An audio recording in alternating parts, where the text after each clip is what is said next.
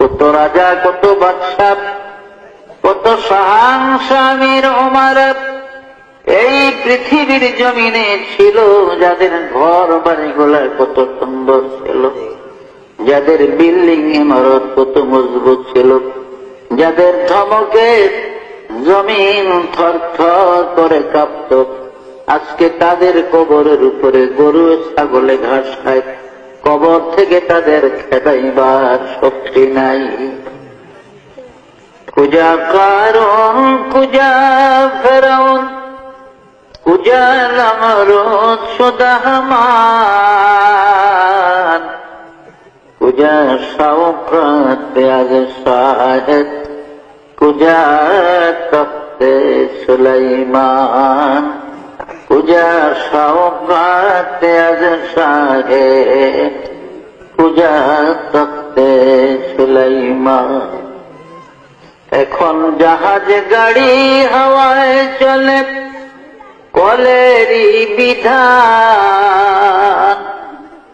ওগো বিনা কলে হাওয়ায় চলত হযরত সুলাইমান, মোরা সেই মুসলমান। এই পৃথিবীর জমিনে 4 জন বড় বড় প্রতাপশালী বাদশা ছিলেন, রাজা ছিলেন, যারা সারা দুনিয়া শাসন করেছে, যাদের রাজত্বের সীমানা ছিল মিনাল কাফে ইলাল কাফ, সূর্য উদয় হতে অস্তমিত স্থান পর্যন্ত রাজত্বের বাউন্ডারি ছিল। এমন 4 জন বাদশা ছিলেন এই পৃথিবী।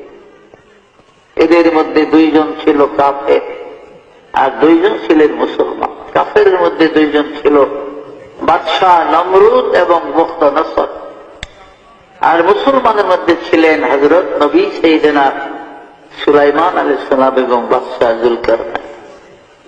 জুলকারনাইন বাদশাকে কোরআনের ভাষায় জুলকারনাইন বলা হয়, কিতাবের মধ্যে তার নাম হলো ইস্কান্দার জুলকারনাইন, তৌরাত কিতাবে তার নাম হলো কোরেশ, ইনজিল কিতাবে তার নাম সাইরাস, আর ইংরেজরা তাকে আলেকজান্ডার বলতো। এই বাদশাহ জুলকারনাইন এই পৃথিবীর জমিনে তিনি 1600 বছর হায়াত পেয়েছিলেন। কয়শো বছর? 1600 বছর। আমাদের 14 গোষ্ঠীর হায়াত একত্র করলে ওই বনি 1600 বছর। যত লাভ দিলাম সব বাগনা।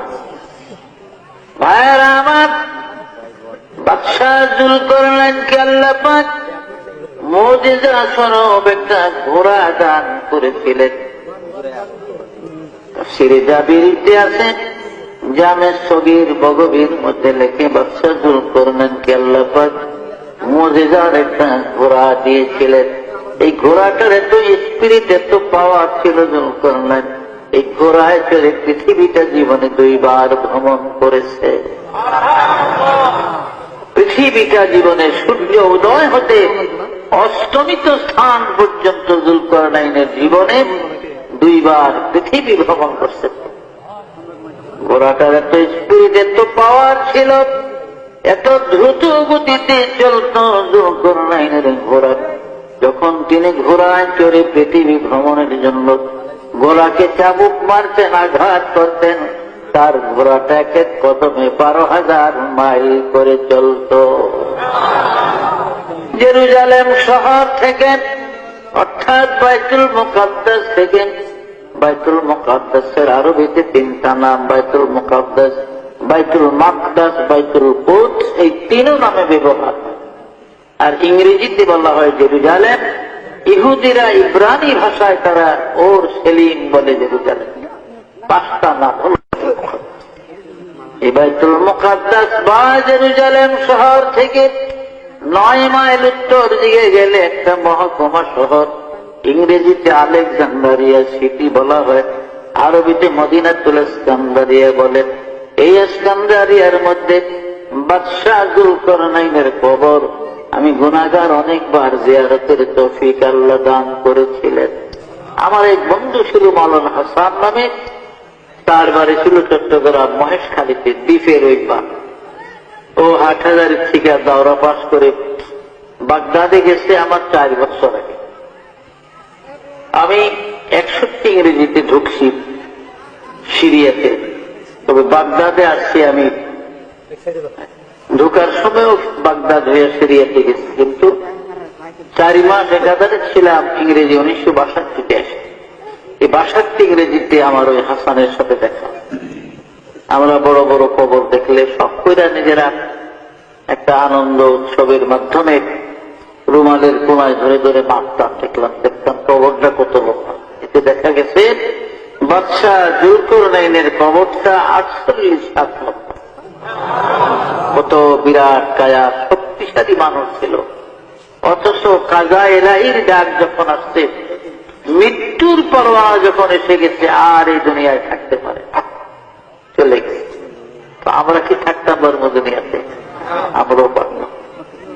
আমার আল্লাহ পাক বলেন, বিসমিল্লাহির রহমানির রহিম, আইনামা তাকুনু ইউদরিকুমুল মাউত ওয়ালাউ কুনতুম ফি বুরুজিন মুশাইয়াদা।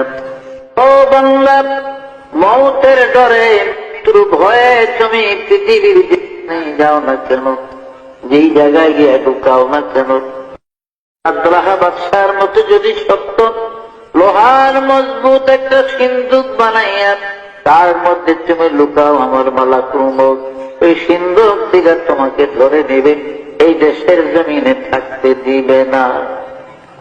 মাল দৌলত ইলম হশমত कुछ नहीं काम आएगा, माल दौलत और महशमत कुछ नहीं काम आएगा, मौत जिस दिन आ जाए गर्दन पकड़ ले जाएगा। দুনিয়ার মাল দৌলত কোনো কাজে লাগবে না।